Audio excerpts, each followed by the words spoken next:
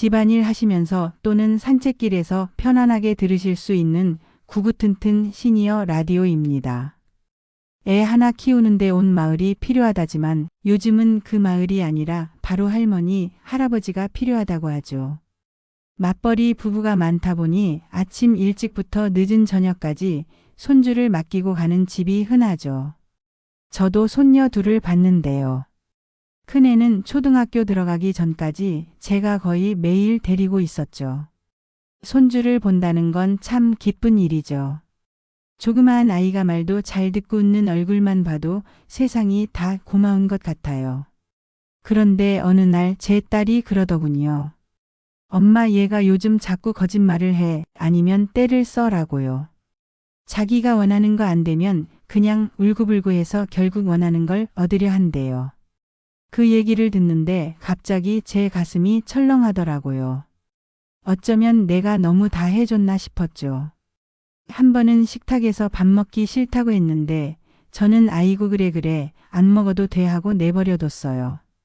그런데 그날 저녁에 엄마 아빠가 집에 왔을 때 아이에게 밥 먹었냐고 물어봤는데 할머니가 먹지 말래서 안 먹었어 라고 대답하는 거예요. 그 순간 얼마나 민망했는지. 저는 잘해주려 한 건데 그게 아이한테는 상황에 따라 말 바꾸는 걸 배운 꼴이 됐더라고요. 그때 깨달았어요. 내가 사랑으로 한 행동이 손주에겐 규칙 없는 세상을 가르쳤구나.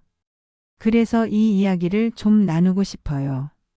우리가 손주를 사랑하는 건 당연하지만 그 사랑이 오히려 손주의 자립을 막고 성공할 기회를 망치게 되는 실수를 하고 있는 건 아닌가 하는 이야기요. 첫 번째 실수는 무조건적인 경제적 지원이에요. 요즘 아이들 유치원 다니기도 전에 영어학원, 미술학원, 수영장까지 다니는 거 보셨죠? 그거 다 누가 대줄까요? 부모가요? 아니에요. 조부모가 대주는 집도 많아요. 용돈, 학원비, 과외비까지 말이에요. 저는 한번 큰딸이 하는 말에 충격받았어요. 엄마, 우리 애는 엄마 도움 없으면 교육 못 시켜. 그 말을 듣고 허탈했어요. 내가 도와주는 게 당연해져서 이 아이들은 자기 자식 교육도 감당 못하면서 자꾸 엄마 도와줘라는 말만 하게 된 거예요. 우리 손주는요, 제가 줄 때는 고마워했는데 나중에는 할머니 이번엔 어떤 거죠? 라고 하더라고요. 아이한테는 고마움이 아니라 당연한 일이 돼버린 거예요. 그 순간 깨달았죠. 내가 자식도 버릇 들이고 손주도 버릇 들였구나. 도와주는 건 좋지만 대신해주는 건 아니란 걸 이제는 늦게서야 알게 됐어요. 두 번째 실수는 무조건적인 칭찬과 편들기입니다. 우리 손주는 천재야. 저렇게 말을 잘해. 얘는 착해서 혼내면 안 돼. 이렇게 말하는 순간 아이는 나는 뭐든 해도 괜찮다는 신호를 받아요. 저희 작은 손주는 친구 장난감을 빼앗아 와서 저한테 갖고 싶어서 친구한테 달라고 했더니 친구가 줬어 라고 하더라고요. 근데 저는 잘했네. 갖고 싶은 건 그렇게 얘기해야지 했거든요. 나중에 보니까 유치원에서도 친구들의 물건을 자꾸 가져오고 심지어 말로 안 통하면 울고 떼쓴다 하더라고요. 그게 다 제가 잘못 키운 거였어요. 미안해서 선생님께 사과도 하고 부모한테도 죄송하다고 했죠. 아이는요, 부모보다 조부모를 더 따를 때도 있어요. 그런데 그런 아이가 옳고 그름을 제대로 배우지 못하면 세상 나가서도 자기 감정대로만 행동하려 해요. 결국 그런 습관이 커서까지 이어지고요. 세 번째 실수는 자신의 경험을 강요하는 것이에요. 나는 옛날에 고생해서라도 대학 갔어. 나는 공무원이 최고라고 생각해. 이런 말이 나도 모르게 나오는데요. 이게 아이한테는 엄청난 압박이에요. 제 조카 중에 하나가 미술을 하고 싶어 했어요. 근데 외삼촌이 남자애가 무슨 그림이냐. 기술 배워야지 하면서 계속 압박을 줬어요. 결국 애가 그림을 놓고는 몇 년을 헤매더라고요. 그때 느꼈어요.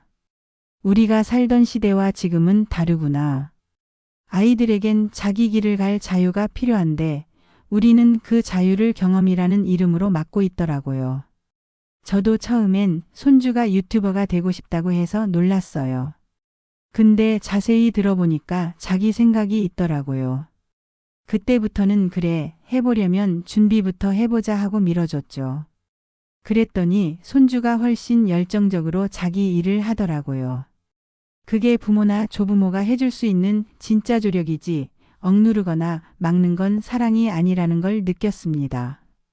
손주가 어릴 때 할머니 나 나중에 우주비행사 될래 라고 신나게 말하더라고요. 속으론 웃기기도 하고 말도 안 된다는 생각이 먼저 들었죠. 그래서 저도 모르게 밥은 먹고 살아야지. 그런 거 말고 공부 열심히 해서 공무원 되라 하고 말해버렸어요. 나중에 생각하니 그 말이 참 미안하더라고요. 아이가 꿈을 꿀 때 처음 들어보는 이야기를 할 때 그 가능성을 열어주는 게 어른의 역할인데 전 그걸 막아버렸죠. 제가 먼저 살아봤다는 이유로 쉬운 일이 아니라는 이유로 아이도 못할 거라고 미리 판단해버린 꼴인 거죠. 네 번째 실수가 바로 기회보다 안정을 우선시하는 것입니다.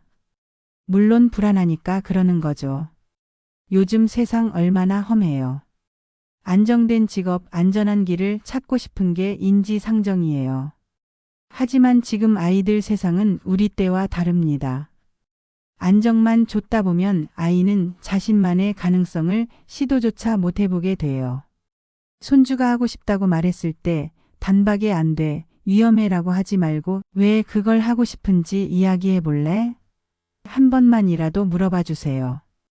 그런 대화 속에서 아이는 스스로 생각하게 되고 자신의 미래에 대해 주도권을 갖게 돼요. 도전이라는 건요, 누가 길을 내주는 게 아니라 스스로 걸어보면서 배우는 거더라고요. 다섯 번째 실수는 부모의 훈육에 끼어드는 것입니다. 저도 그랬어요.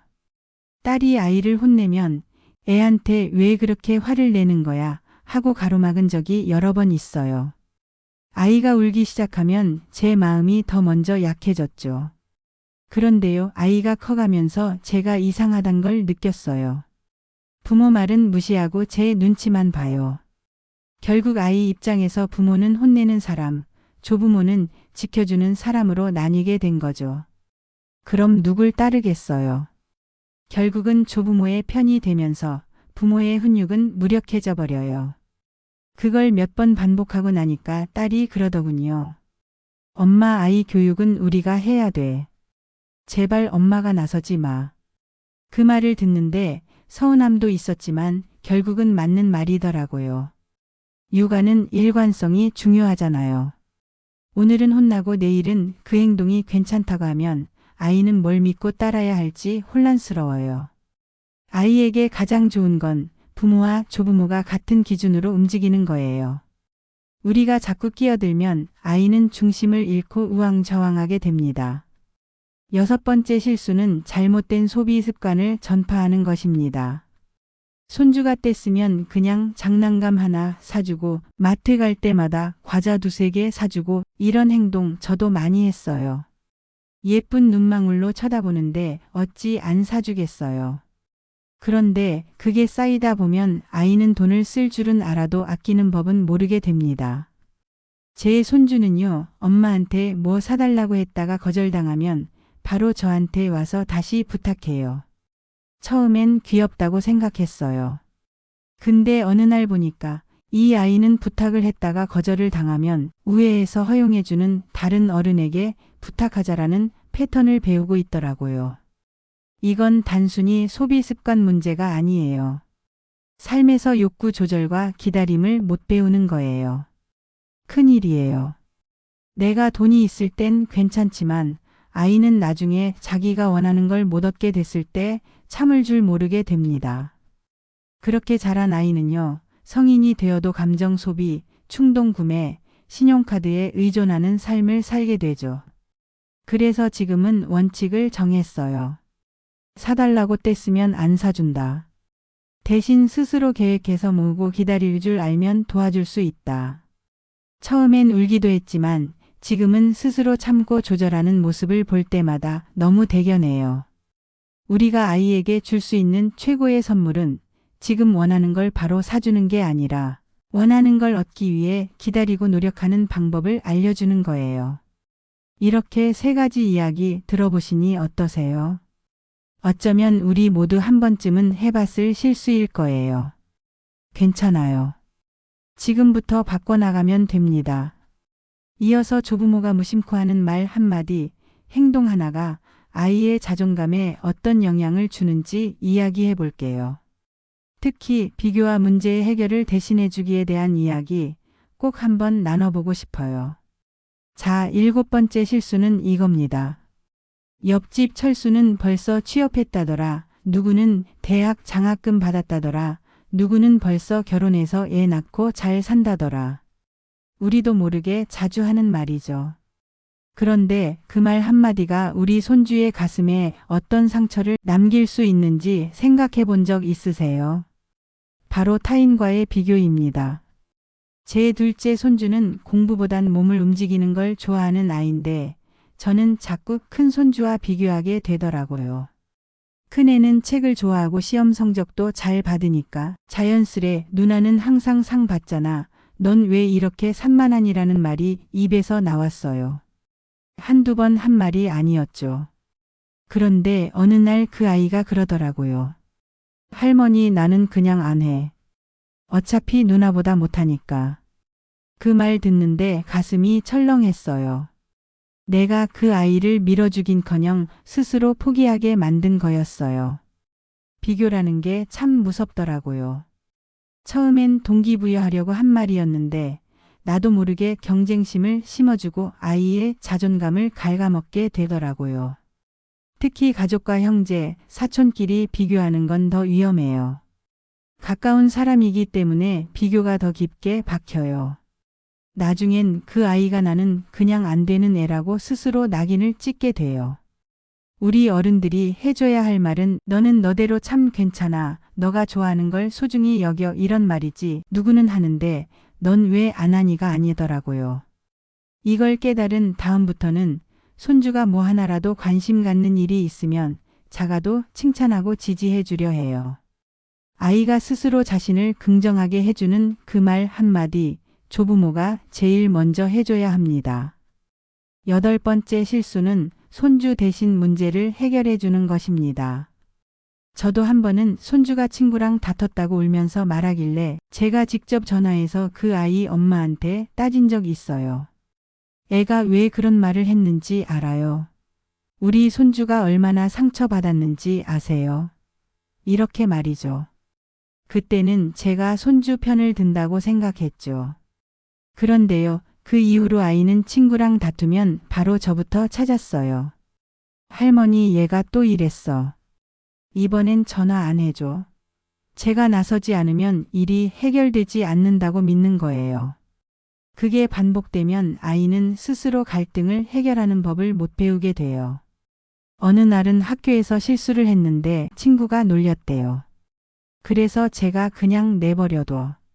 내가 잘한 것도 아닌데 뭐라고 했더니 아이가 그래도 할머니가 도와줘야지. 난 못해 하더라고요. 그 말이 꽂혔어요. 제가 아이를 스스로 해결하지 못하는 사람으로 만들어버린 거죠. 문제는 살아가다 보면 부딪힘이 늘 있다는 거예요. 친구, 직장, 사회 곳곳에서 갈등과 문제가 생기는데 그걸 해결할 힘이 없으면 세상이 두렵기만 한 아이로 자라요. 아이가 문제를 말할 때 그랬구나. 너는 어떻게 하고 싶어? 이렇게 물어보는 것부터 시작해 보세요. 정답을 주는 게 아니라 생각하게 해주는 거예요. 그리고 스스로 해냈을 때 와, 그건 정말 잘했구나. 힘들었겠지만 내가 이겨냈네, 이렇게 말해주는 것. 그게 진짜 교육이고 진짜 지지더라고요. 9번째 실수는 무관심 혹은 과도한 개입입니다. 이건 양극단이에요. 어떤 분은 손주한테 너무 신경을 안 쓰고 어떤 분은 매사에 다 끼어들죠. 저도 한때는 손주 일에 하나하나 간섭했어요. 유치원 가방은 왜 이렇게 쌌니? 숙제는 왜 이렇게 했니? 친구는 누구랑 노니? 그런데 어느 날 손주가 할머니는 왜 내 일에 다 끼어들어? 하고 물었어요. 처음엔 섭섭했죠. 난 잘해주려고 그런 건데.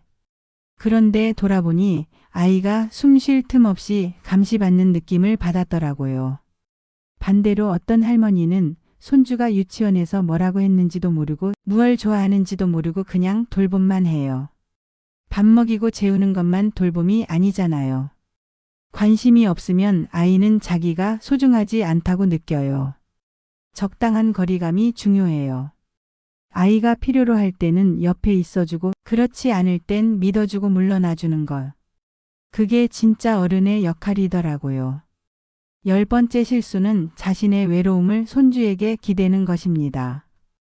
이건 조금 조심스러운 이야기예요. 저도 남편 먼저 보내고 혼자 지내다 보면 마음이 헛헛할 때가 많아요. 그럴 때 손주가 오면 그렇게 반가울 수가 없죠. 손주가 전화 안 하면 서운하고 온다고 하면 하루 종일 설레요. 그런데 어느 날 문득 깨달았어요. 내가 손주에게 감정의 짐을 지우고 있구나. 왜 전화 안 했니? 할머니가 얼마나 기다렸는지 알아? 이런 말은 아이에게 죄책감을 심어요. 아이는 결국 나 때문에 누군가가 외롭다고 느끼게 돼요. 그건 사랑이 아니더라고요. 손주가 오면 고마우면서 안 와도 괜찮다는 여유가 필요해요. 아이는 조부모의 행복을 짊어질 필요 없어요. 우리는 우리가 행복할 이유를 따로 찾아야 하죠. 손주가 올 때는 사랑으로 반기고 떠날 땐 잘 가, 다음에 또 보자 웃으며 보내는 것. 그게 아이에게 가장 편안한 조부모의 모습이에요. 이제 10가지 실수를 다 말씀드렸어요. 들으면서 아이고 나도 그랬네 하신 분 많으실 거예요. 괜찮습니다. 지금부터라도 같이 바꿔가면 됩니다. 자, 마지막으로 가장 중요한 이야기입니다. 이 10가지 실수를 어떻게 바꾸면 좋을지 손주의 성공을 응원하는 건강한 조부모의 역할에 대해 이야기해 볼게요. 손주가 태어났을 때 그 작디작은 손을 처음 잡았던 기억 아직도 생생하지요. 그 조그만 손이 자라서 스스로 뭔가를 하려 할 때 우리는 자꾸 그 손을 다시 잡고 싶어집니다. 위험할까봐, 그리고 다칠까봐 또는 실수할까봐. 하지만 그게 아이의 첫 걸음마를 막는 일일 수도 있다는 걸 이제는 알게 되었어요.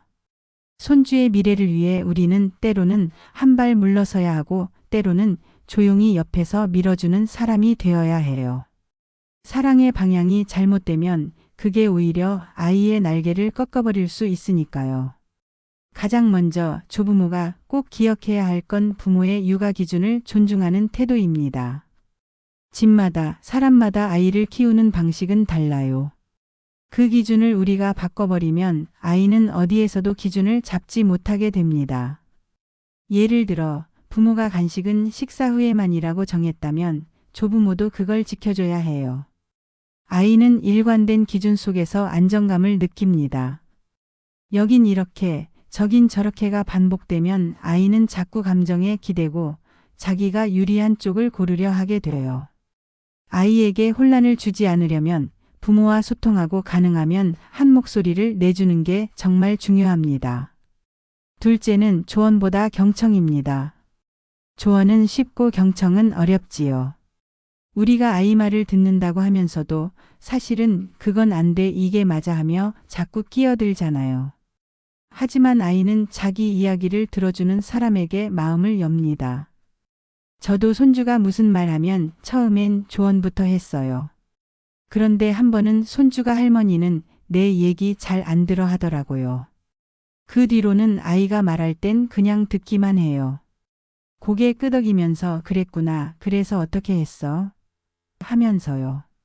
그러면 아이가 훨씬 편안해하고 스스로 정리해요. 아이는요, 조언이 필요해서가 아니라 누군가가 내 얘기를 들어주길 바라는 거더라고요. 셋째는 아이 스스로 하게 내버려 두는 용기입니다. 손주가 신발을 거꾸로 신거나 밥을 흘리면서 먹어도 그냥 지켜보세요. 처음엔 답답하지만 그게 자립의 시작이에요. 뭐든 해주는 게 사랑이 아니라 스스로 하게 기다려주는 게 진짜 사랑이에요. 손주가 친구와 싸웠다 해도 바로 나서지 말고 그건 너가 해결해야 하는 일이야 하고 믿어주는 것. 그게 아이의 인생을 살아갈 힘을 길러줍니다.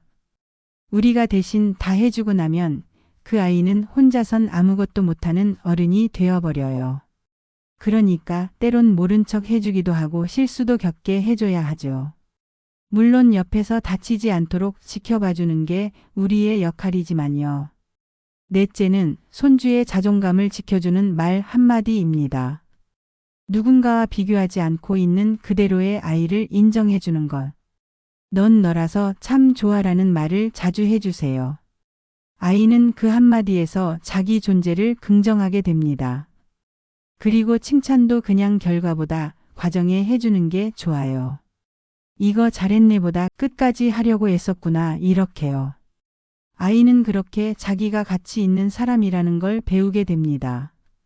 다섯째는 조부모 스스로가 행복한 삶을 사는 모습입니다. 손주가 올 때만 살아있는 것처럼 보이면 아이는 자기 존재가 누군가의 외로움을 책임져야 하는 줄 알아요. 우리가 스스로 즐기고 건강하게 사는 모습 자체가 아이에게는 삶의 좋은 본보기가 됩니다. 아이는 결국 어른을 따라 배우니까요. 손주에게 너무 기대지 말고 손주가 아닌 나만의 시간도 소중히 여기세요.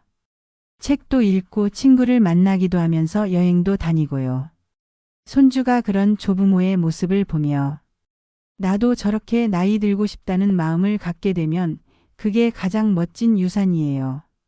끝으로 우리에게 주어진 역할은 보호자가 아니라 조력자라는 걸 기억했으면 해요. 아이가 중심이고 우리는 주변이에요. 하지만 그 주변이 얼마나 따뜻하고 단단하냐에 따라 아이의 중심이 흔들리지 않게 되는 거죠. 너무 앞서서 끌고 가지 말고 너무 뒤에서만 바라보지도 말고 아이 옆에서 조용히 걸어주는 사람. 그게 바로 조부모가 해줄 수 있는 최고의 사랑입니다. 이야기는 여기까지입니다.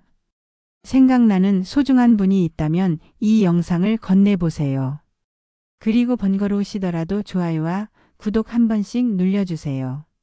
제가 다음 영상을 만드는데 큰 힘이 됩니다. 구구튼튼 여러분, 오늘도 건강한 하루 되시고 손주의 미래를 따뜻하게 지켜주는 멋진 조부모 되시길 바랍니다. 감사합니다.